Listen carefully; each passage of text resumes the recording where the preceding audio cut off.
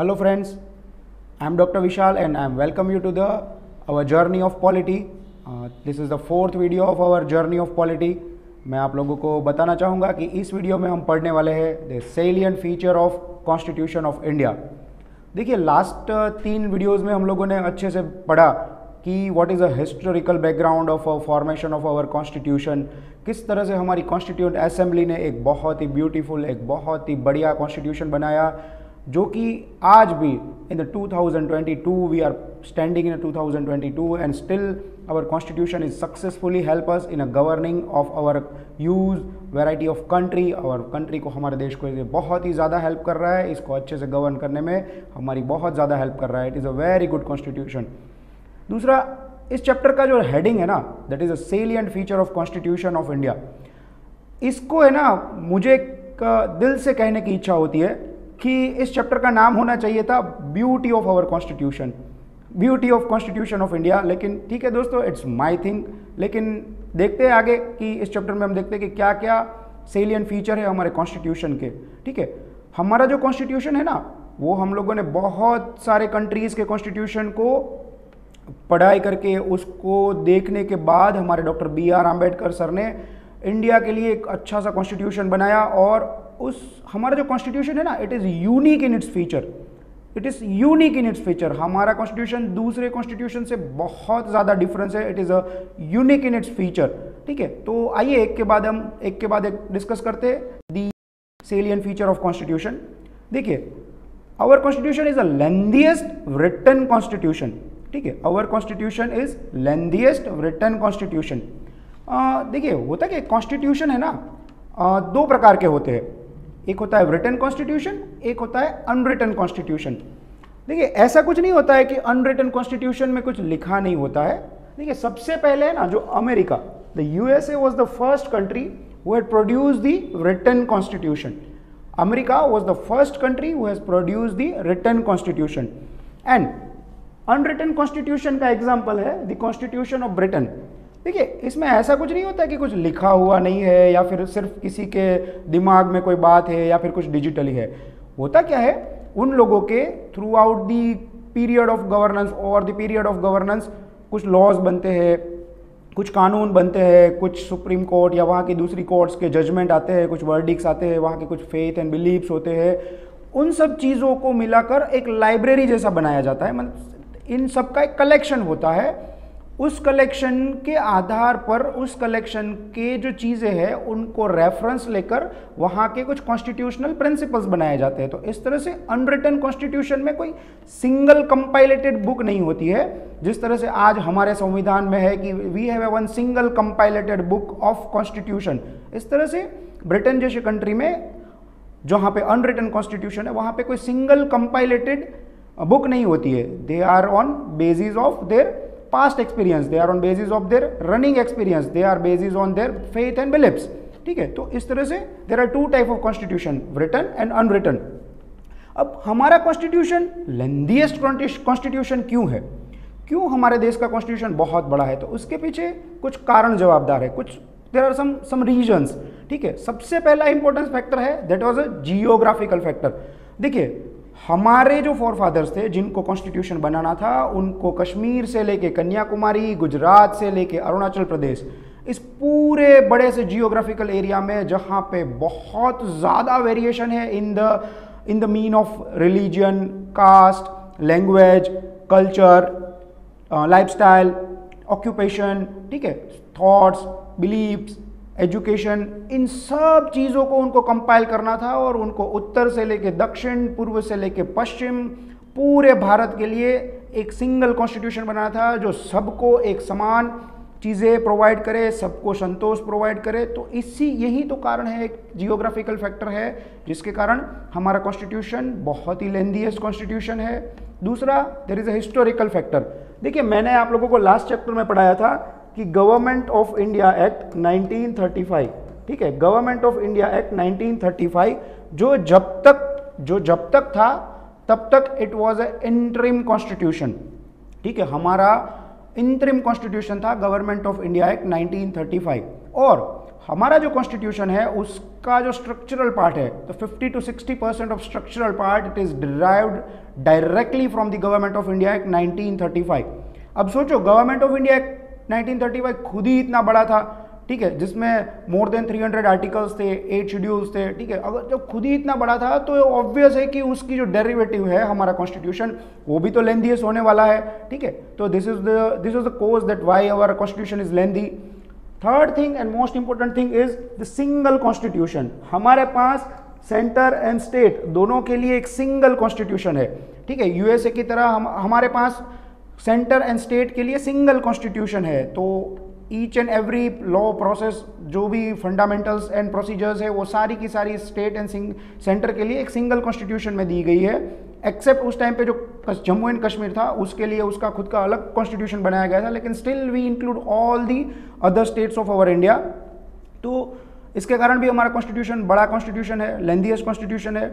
Then there are dominions of legal luminaries, ठीक है। हमारी कॉन्स्टिट्यूशन असेंबली थी ना, उसके अंदर वकीलों का बहुमत था, ठीक है। Lawyers are more in constituent assembly, और वी ऑल नो कि द लॉयर्स आर, उनकी एक हैबिट होती है कि वो किसी भी चीज़ को अच्छे से डिस्क्राइब करते हैं, दे यूज मोर वर्ड्स, ताकि जो लूप्स रह जाते हैं, जो उसको इंटरप्रेट करने में जो लूप रह जाते हैं ना, वो ना रहे, ठीक है। हमारे कॉन्स्टिट्यूशन को जो इंटरप्रिटेशन के जो लूप रहने के चांसेस थे ना, उससे बचाने के लिए भी इन लॉयर्स ने, हमारी कॉन्स्टिट्यूएंट असेंबली के मेंबर्स ने हमारे कॉन्स्टिट्यूशन को इस तरह से अच्छे से डिस्क्राइब किया है। They have use more word to prevent the fault in interpretation. तो इसके कारण भी ये भी एक इंपॉर्टेंट कारण है कि हमारा कॉन्स्टिट्यूशन इतना लंबा क्यों है।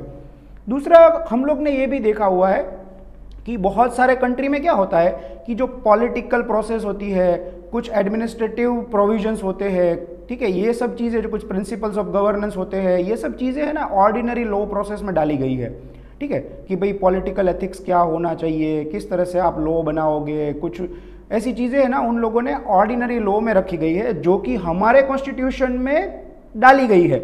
हम लोगों ने the fundamental principles of governance and administrative procedures को भी हम लोगों ने हमारे कॉन्स्टिट्यूशन में इंक्लूड किए हैं। तो ये भी एक कारण है कि हमारा कॉन्स्टिट्यूशन बहुत ज़्यादा लंबा है, ठीक है। तो ये सब चीज़ें याद रखिएगा कि why our constitution is lengthiest constitution in the world, ठीक है।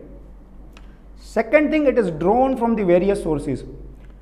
बहुत सारे लोग ऐसा बोलते हैं कि we have copy paste the constitution from the different country, ठीक है, we have copy paste the constitution from the different countries. देखिए लो दोस्तों, मैं ये बात नहीं मानता हूँ।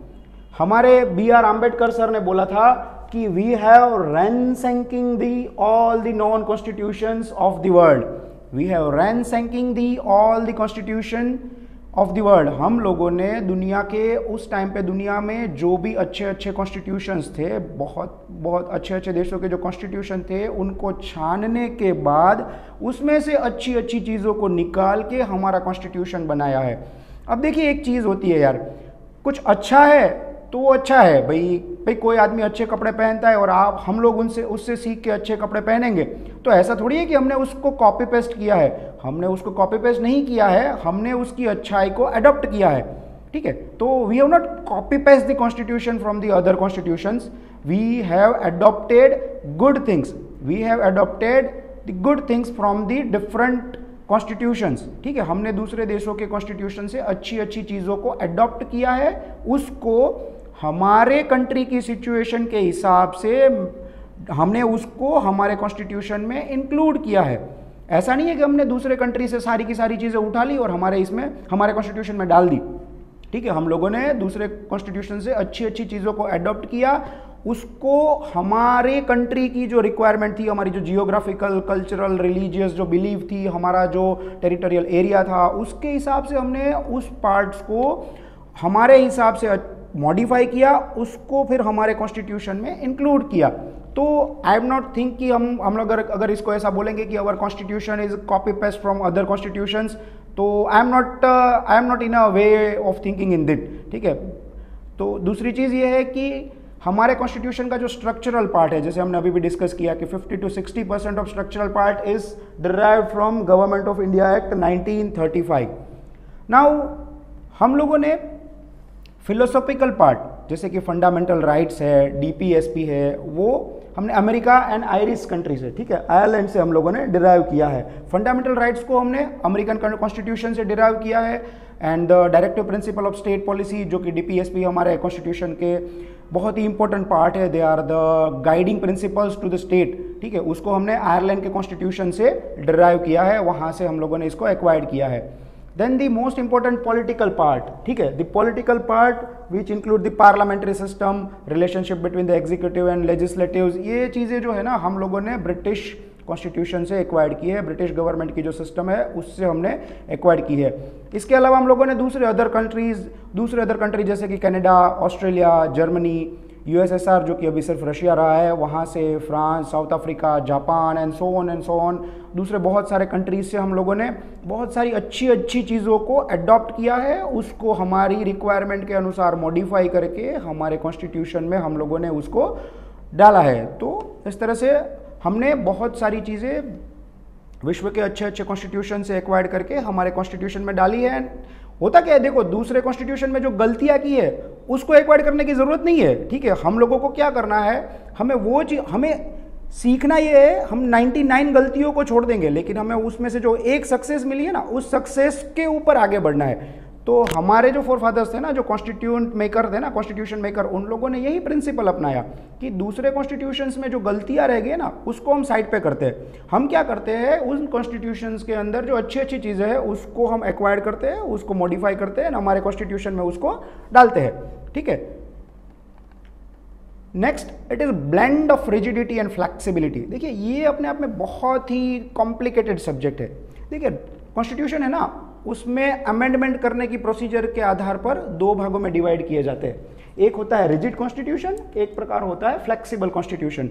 रिजिड कॉन्स्टिट्यूशन उसको बोलते हैं जिसमें अमेंडमेंट करने की प्रोसीजर बहुत ही मुश्किल हो। It is a very difficult process to amend the constitution, like American constitution, ठीक है। उसमें कॉन्स्टिट्यूशन में अमेंड करना, अमेरिका के कॉन्स्टिट्यूशन में इट इज़ वेरी डिफिकल्ट। अब तक बहुत ही कम अमेंडमेंट हुए हैं अमेरिकन कॉन्स्टिट्यूशन में। एंड फ्लेक्सिबल कॉन्स्टिट्यूशन वो होता है जिसमें अमेंडमेंट करने की प्रोसीजर सिंपल हो, जैसे कि British constitution. We all know कि British constitution is a flexible constitution, it is not a written constitution, it is unwritten constitution. तो वहाँ पे क्या है कि जो ऑर्डिनरी लॉ है, ठीक है, जो कोर्ट के वर्डिक्ट है, जजमेंट है, they are constitution, they are a part of constitution. तो इस तरह से क्या होता है कि जो अनरिटन कॉन्स्टिट्यूशन होता है ना, वो यूजुअली फ्लेक्सिबल कॉन्स्टिट्यूशन होता है। हमारा कॉन्स्टिट्यूशन जो है ना, हमारा कॉन्स्टिट्यूशन इज अ ब्लेंड, ये है ना फ्लेक्सिबिलिटी और रिजिडिटी के बीच में सिंथेसिस है, इन दोनों के बीच में बैलेंस करने वाला कॉन्स्टिट्यूशन है, ठीक है। हमारे कॉन्स्टिट्यूशन में आर्टिकल 368, ठीक है, आर्टिकल 368 जो है ना, हमारी पार्लियामेंट को पावर देता है कि वो कॉन्स्टिट्यूशन में अमेंडमेंट कर सकती है, ठीक है। Article 368 gives a power to the parliament for constitutional amendment. लेकिन 368 में कॉन्स्टिट्यूशनल अमेंडमेंट करने के लिए दो प्रकार की प्रोसीजर बताई गई है, ठीक है। एक प्रोसीजर है जिसको बोलते हैं स्पेशल मेजोरिटी, ठीक है। हमारे कॉन्स्टिट्यूशन का कुछ पार्ट है जिससे हम स्पेशल मेजोरिटी के द्वारा अमेंड कर सकते हैं। स्पेशल मेजोरिटी का क्या मतलब होता है, जैसे ईच हाउस में जब कॉन्स्टिट्यूशनल अमेंडमेंट का बिल लाया जाएगा टेबल पे, तब ईच हाउस में जितने लोग प्रेजेंट होंगे और उसमें से जितने लोग वोट करेंगे उनकी 2/3 मेजोरिटी चाहिए, ठीक है। ध्यान से सुनिएगा दोस्तों, ईच हाउस में यानी कि हमारी लोकसभा और राज्यसभा दोनों में जितने लोग प्रेजेंट होंगे और उसमें से जितने लोग वोट करेंगे उनकी 2/3 मेजोरिटी चाहिए। उसके साथ ईच हाउस की जो टोटल स्ट्रेंथ है उसकी मोर देन 50% मेजोरिटी चाहिए। समझ में आई बात? ईच हाउस में यानी कि राज्यसभा और लोकसभा में जब कॉन्स्टिट्यूशनल अमेंडमेंट का बिल लाया जाएगा तो ईच हाउस में जो मेंबर प्रेजेंट है और वोटिंग में पार्टिसिपेट कर रहे हैं उनकी 2/3 मेजोरिटी चाहिए, और ईच हाउस की जो टोटल स्ट्रेंथ है, ठीक है, उसकी मोर देन 50% मेजोरिटी चाहिए। तो इस कॉम्बिनेशन को कहा जाता है स्पेशल मेजोरिटी, ठीक है। इस कॉम्बिनेशन को कहा जाता है स्पेशल मेजोरिटी। उसके अलावा कुछ प्रोविजंस ऑफ आवर कॉन्स्टिट्यूशन, हमारे कॉन्स्टिट्यूशन के कुछ प्रोविजंस को अमेंड करने के लिए एक स्पेशल प्रोविजन दिया गया है कि उसमें स्पेशल मेजोरिटी के साथ साथ आपको more than half of the state से भी रेटिफिकेशन लेना पड़ेगा। समझ में आई बात?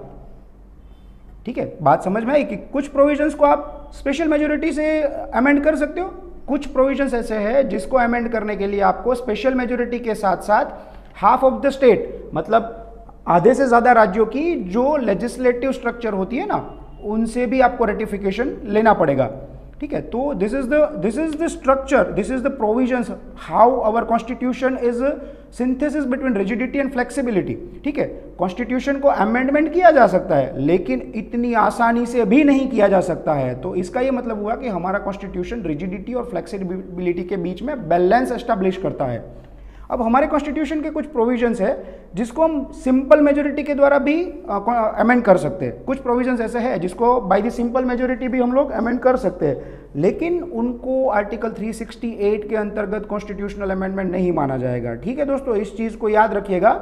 ये है ना थोड़ा कॉन्सेप्चुअल चीज़ है कि आर्टिकल 368 के अंतर्गत अगर किसी को कॉन्स्टिट्यूशनल अमेंडमेंट करना है तो he need a special majority and for some structure special majority plus ratification by the half of the total states. ठीक है, next, it is a combination of federal system with unitary bias. ठीक है, हमारे country में, हमारे जो constitution में है, फेडरल सिस्टम देखने को मिलता है विथ यूनिटरी बायस। देखिए, हमारे कॉन्स्टिट्यूशन में कुछ फेडरल स्ट्रक्चर है जैसे कि two government, of course central government and state government. These are the federal structures which shows that we are in the federal system. ठीक है, ये कुछ provisions है हमारे constitution के that shows that we are in a federal system.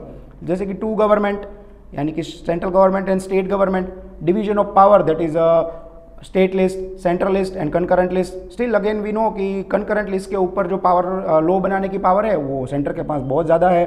ठीक है, Then we have a written constitution and there is a supremacy of written constitution. हमारे देश में कोई भी चीज़ कॉन्स्टिट्यूशन के ऊपर नहीं है। अगर पार्लियामेंट कोई भी लॉ बनाती है then it should be within the limit of constitution. हमारे देश में कोई भी लॉ अगर अनकॉन्स्टिट्यूशन है या कॉन्स्टिट्यूशनल है या कॉन्स्टिट्यूशन के ऊपर जा रहा है then it is null and void.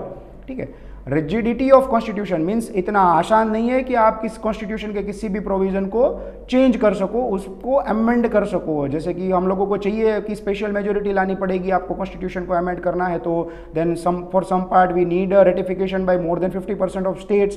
तो it is rigidity of constitution is a federal, it shows the federal structure of constitution. Then we have independent judiciary. ठीक है, तो it is one type of separation of power कि भाई executive, legislative and judiciary अलग अलग अपने अपने काम करेगी and judiciary के ऊपर executive and legislature का कोई कंट्रोल नहीं रहेगा। ठीक है, then bicameralism in a center। ठीक है, ये चीज़ याद रखेगा, there is a bicameralism in a center that is your house of people and the council of state, Rajya Sabha और Lok Sabha. Then there are some features in our constitution that shows unitary bias कि भाई हमारे constitution में कुछ ऐसी चीज़ें भी है जो दर्शाती है कि हमारा कॉन्स्टिट्यूशन फेडरल होने के साथ साथ यूनिटरी बायस मीन्स केंद्र की तरफ झुकाव दिखाता है। देखिए कौन कौन सी चीज़ें हैं ये, जैसे कि स्ट्रॉन्ग सेंटर, हमारे यहाँ सेंटर के पास बहुत ज़्यादा ताकत है। सिंगल कॉन्स्टिट्यूशन है हमारे पास स्टेट और सेंटर के लिए। ठीक है, स्टेट्स के लिए और सेंटर के लिए अलग अलग कॉन्स्टिट्यूशन नहीं है, हमारे पास सिंगल कॉन्स्टिट्यूशन है फॉर सेंटर एंड स्टेट्स। दूसरा, हम सिर्फ सिंगल सिटीजनशिप देते हैं, we the people of India. ठीक है, ये बात हमेशा याद रखिएगा, we the people of India, we are the people of India, not the people of any state. तो हमारा कॉन्स्टिट्यूशन हमें एक सिंगल सिटीजनशिप देता है।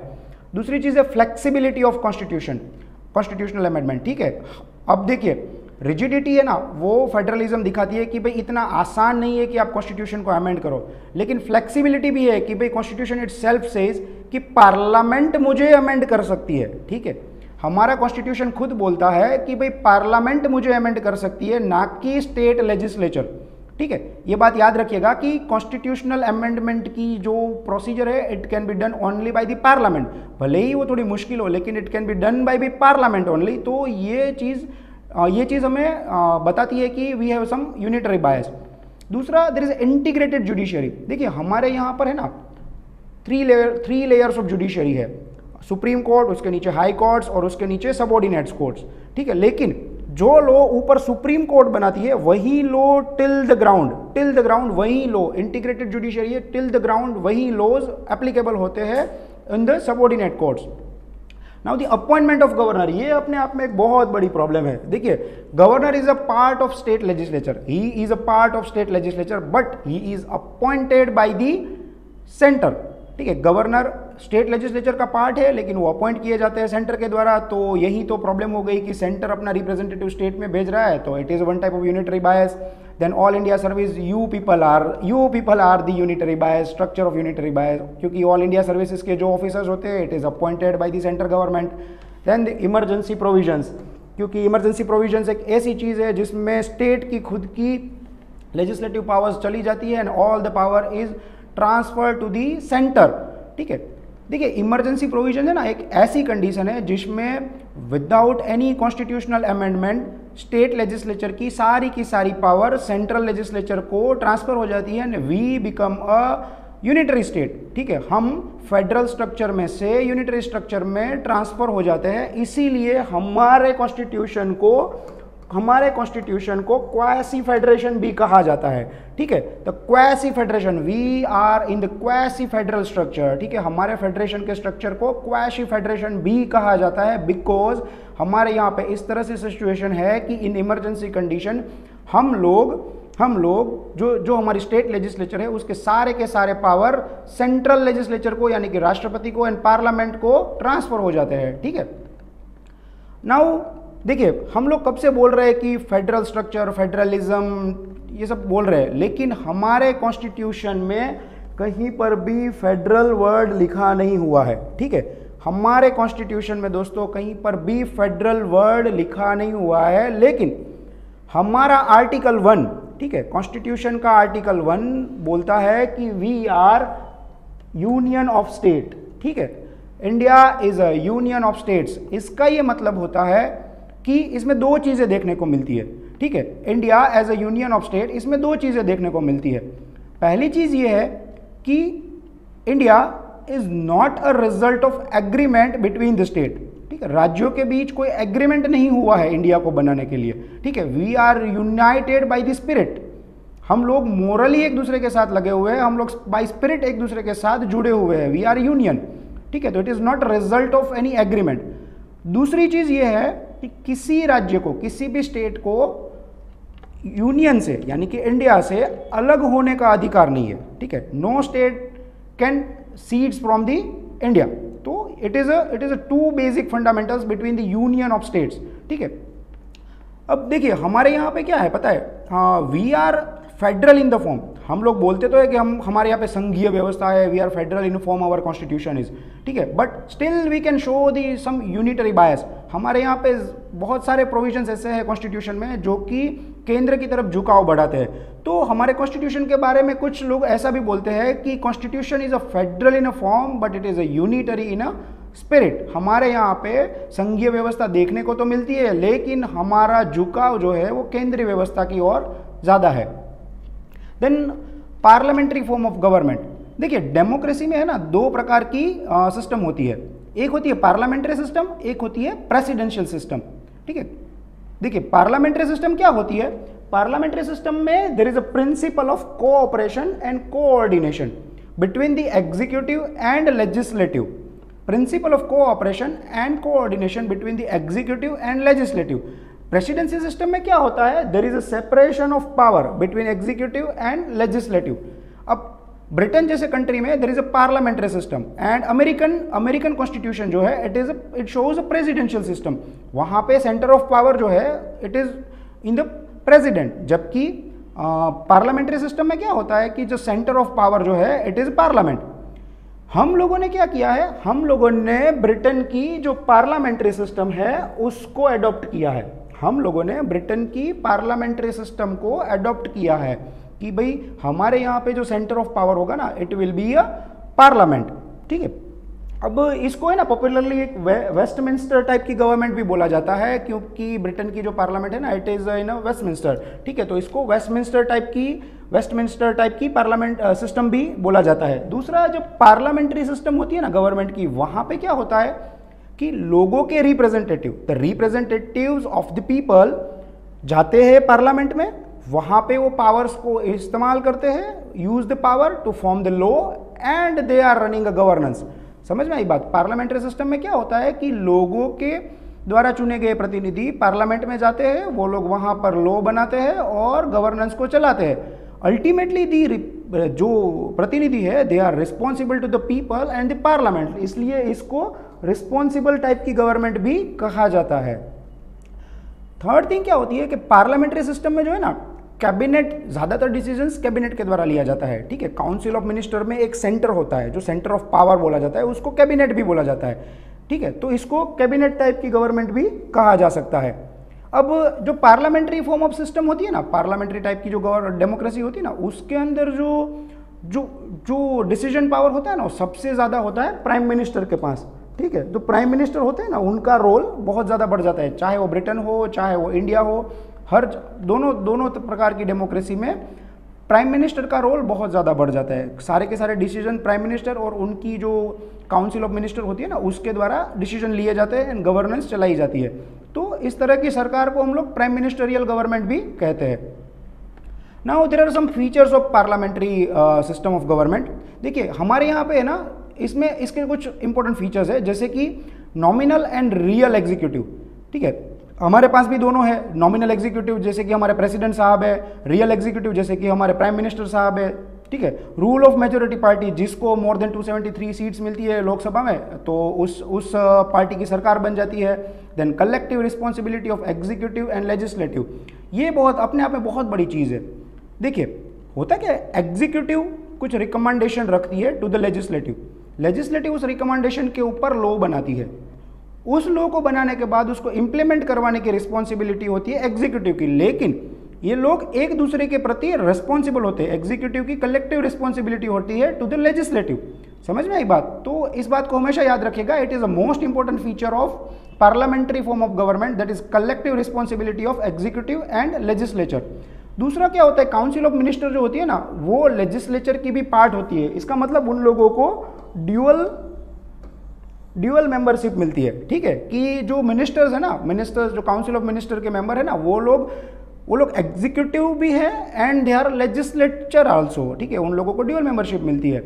दूसरी चीज होती है leadership of prime minister and chief minister, ठीक है, it is they are a real executive, कि सेंटर में prime minister is a real executive, states में chief ministers are a real executives, ठीक है। Now this is most important, dissolution of lower houses, ठीक है, हमारी लोकसभा और स्टेट की लेजिस्लेटिव असेंबलीज डिसॉल्व होती है एवरी 5 years एंड उनके इलेक्शंस किए जाते हैं, पीरियोडिक इलेक्शंस होते हैं। तो it is a most important feature of parliamentary type of government, that dissolution of lower house, ठीक है। तो ये हमने देखे कुछ important features of parliamentary system.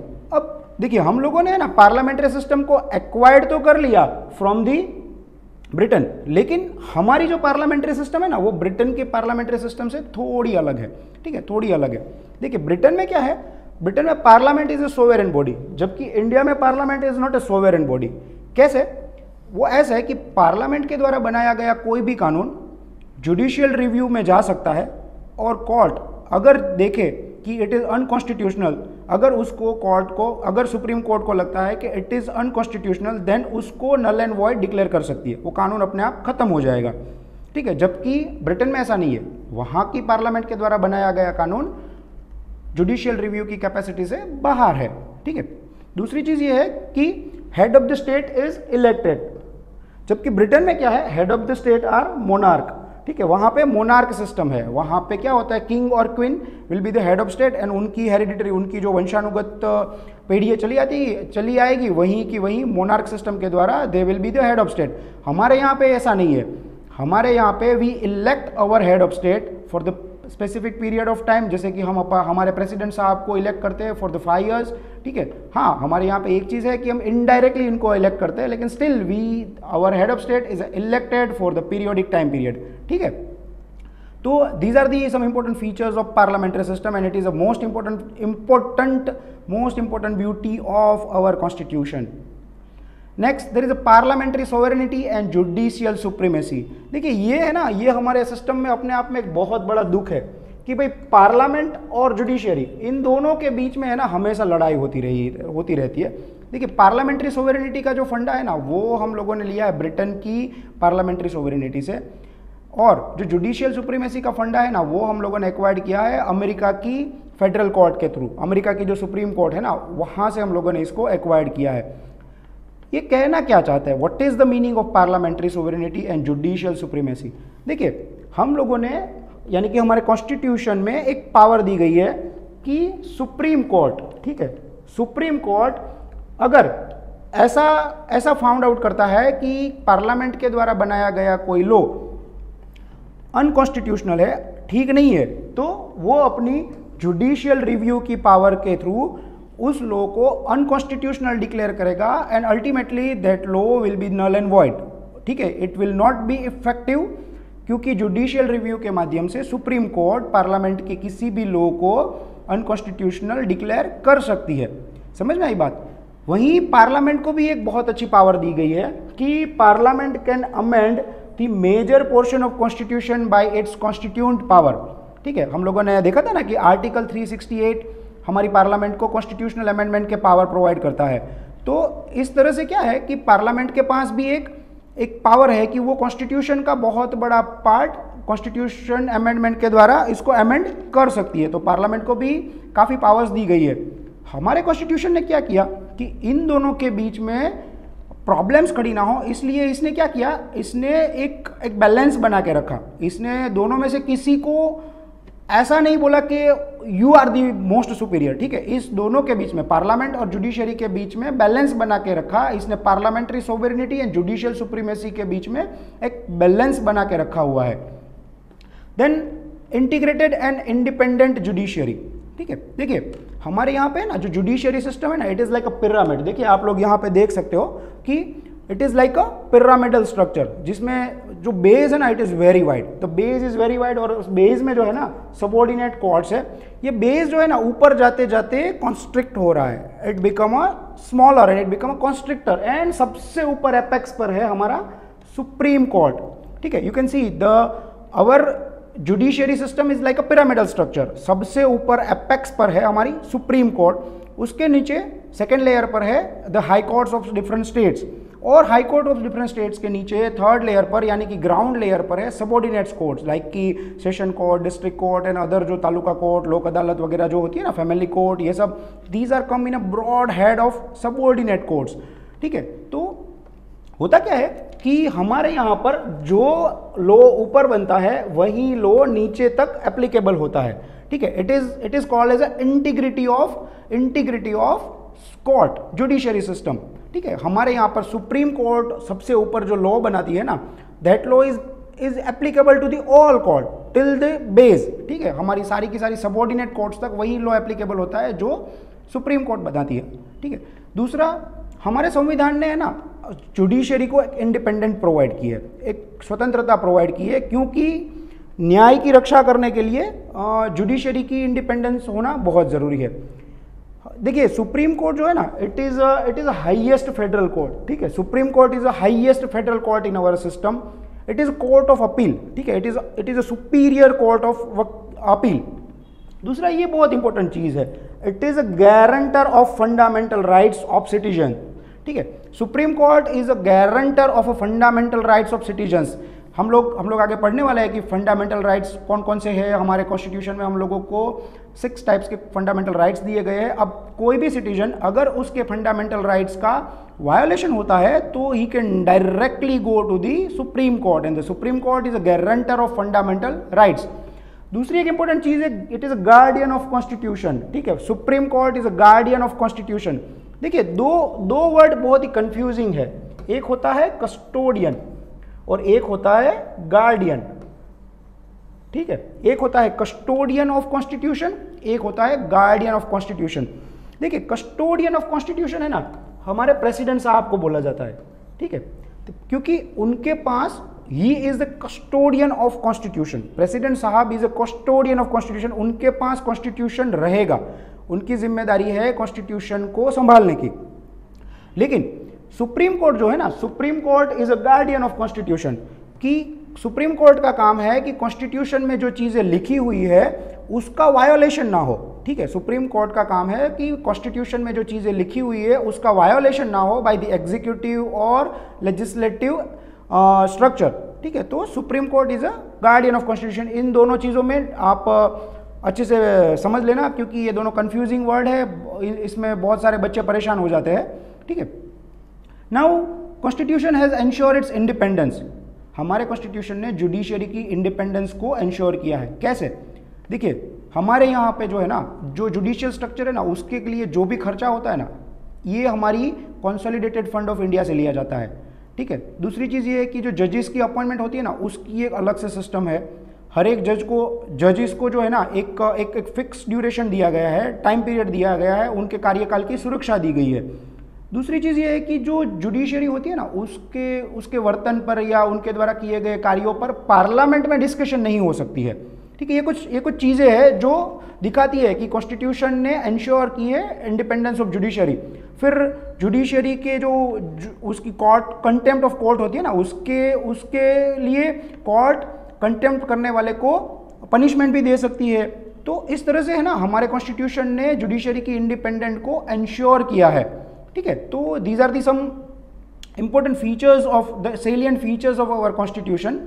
तो इस नेक्स्ट लेक्चर में हम लोग पढ़ेंगे further more salient feature of constitution like fundamental rights, fundamental duties, DPSP, then the structure of our secularism and some emergency provisions। ठीक है। तो आज के लिए हम यहीं पर रुक जाते हैं, हम फिर से मिलेंगे।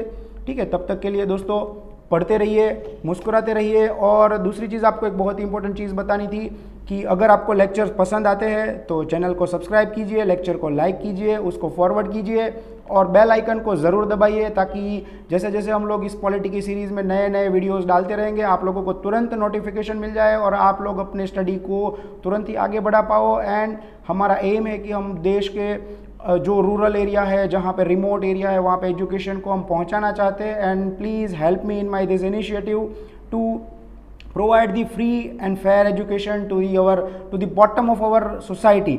ठीक है दोस्तों, तो पढ़ते रहिए, चैनल को सब्सक्राइब ज़रूर करिएगा, चैनल को बेल आइकन को प्रेस करिएगा, लेक्चर को शेयर करिएगा। नेक्स्ट लेक्चर में मिलते हैं, तब तक के लिए गुड बाय, जय हिंद। पढ़ते रहिए, मुस्कुराते रहिए।